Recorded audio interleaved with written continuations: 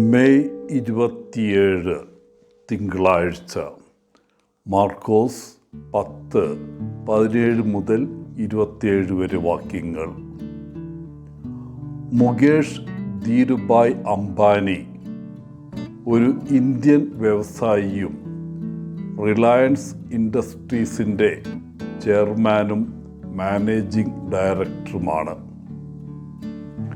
2024 March വരെ $113.7 billion ആസ്തിയുള്ള അദ്ദേഹം ഏഷ്യയിലെ ഏറ്റവും ധനികനും ലോകത്തിലെ 11ാമത്തെ ധനികനുമാണ്. ചിലപ്പോഴൊക്കെ ഒരു പ്ലൂട്ടോക്രാറ്റായി വിശേഷിപ്പിക്കപ്പെടുന്നു.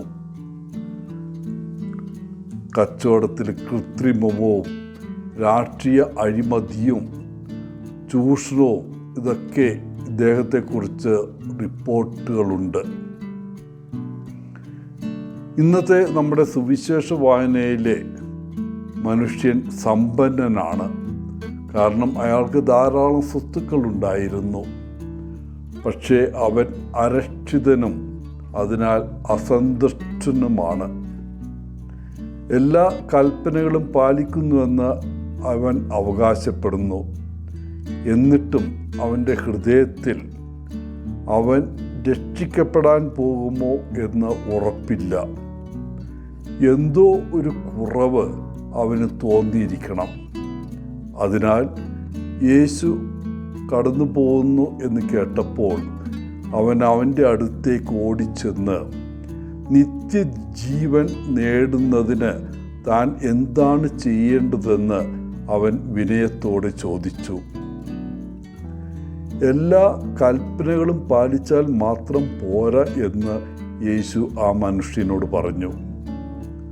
അവൻ സ്വയം ശൂന്യമാക്കുകയും ദരിദ്രരെ സേവിക്കുകയും ചെയ്യുക എന്നതാണ് പ്രധാനം.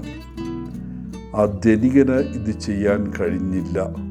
അതിനാൽ അവൻ സങ്കടത്തോടെ വീട്ടിലേക്ക് പോയി.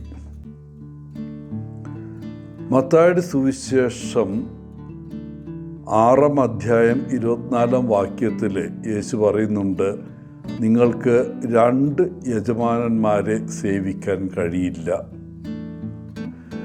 ധനികന് നിത്യജീവൻ ലഭിക്കാൻ ആഗ്രഹമുണ്ടായിരുന്നു.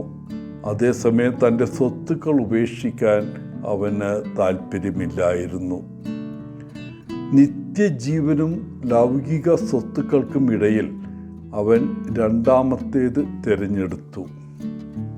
വ്യക്തമായും സമ്പത്തിനോടുള്ള അവൻ്റെ ആസക്തിയാണ് യഥാർത്ഥ സന്തോഷം ലഭിക്കുന്നതിൽ നിന്നും നിത്യജീവൻ നേടുന്നതിൽ നിന്നും അവനെ തടഞ്ഞത്. പ്രിയപ്പെട്ടവരെ, നമ്മുടെ കാര്യം എന്താണ്?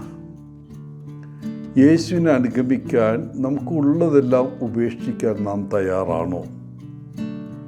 ചിലപ്പോൾ യേശുവിനെ അനുഗമിക്കുക എന്നത് ഒത്തിരി ചിലവുള്ള കാര്യമാണ്. നമുക്ക്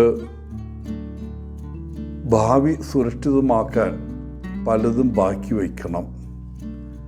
അതിനെ വിട്ടുകൊടുക്കാൻ നമുക്ക് അത്ര മനസ്സ് വരില്ല. യേശു നമുക്ക് വേണ്ടതെല്ലാം തരുമെന്ന് കരുതാനും നമുക്ക് അത്ര വിശ്വാസമില്ല. അതെ, യേശുവിനെ അനുഗമിക്കുക എന്നതാണ് നമ്മുടെയൊക്കെ ആഗ്രഹം.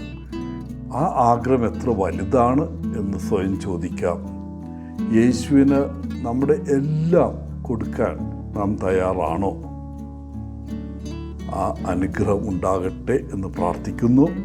എല്ലാവർക്കും നല്ല ഒരു ദിനം ആശംസിച്ചുകൊണ്ട് ഒത്തിരി സ്നേഹത്തോടെ പോളച്ചൻ CSSR ഫ്രം കൊത്തഗിരി.